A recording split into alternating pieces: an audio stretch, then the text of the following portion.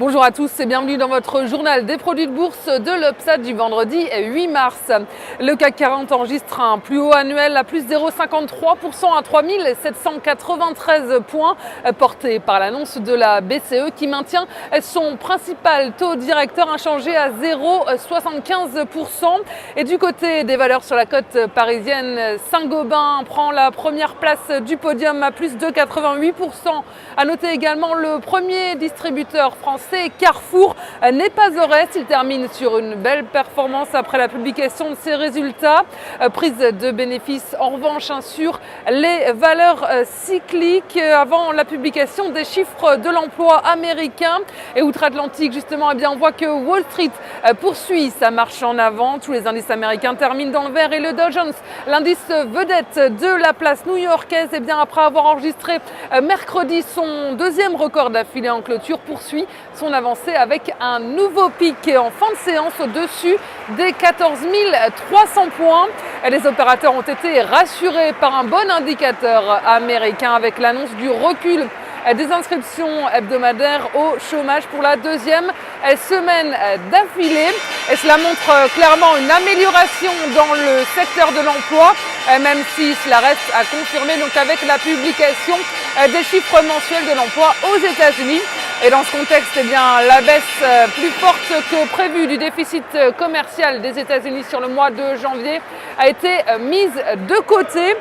Et sur le front des valeurs sur la côte américaine, on voit que le secteur bancaire était dans le vert avant la publication, après la clôture des résultats des tests de résistance des 18 plus grandes banques américaines, donc publication par la Fed.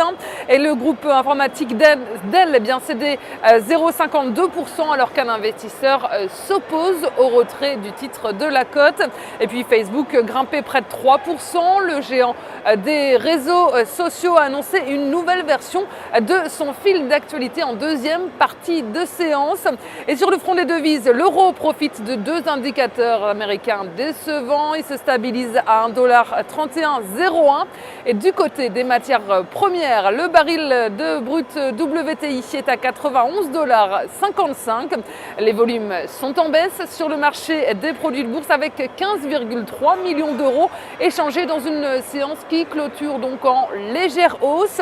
En ce qui concerne la répartition par type de produit, les certificats sont en baisse à 70% des échanges. Les varants sont en forte hausse à 30%.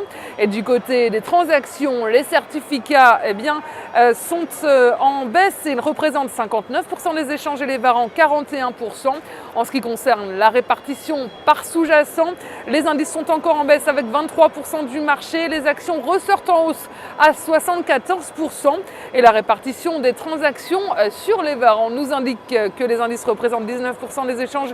Les actions sont à 78%. Le taux de change est à 2% et les matières premières sont à 1%. Et on s'intéresse aujourd'hui au groupe agroalimentaire Danone.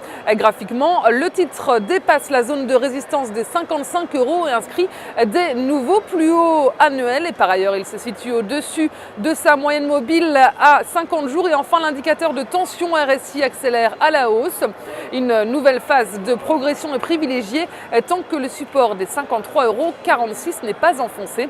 Et alternativement, l'enfoncement de ce niveau amènerait les cours sur 52 €. Et la stratégie qui vous est proposée pour jouer cette valeur, c'est l'achat du Varant Call Danone à 3241 T d'Unicredit au prix d'exercice de 55 € et d'échéance au 6 septembre 2013. Voilà, c'est tout pour aujourd'hui. Passez un très bon week-end et on se retrouve lundi.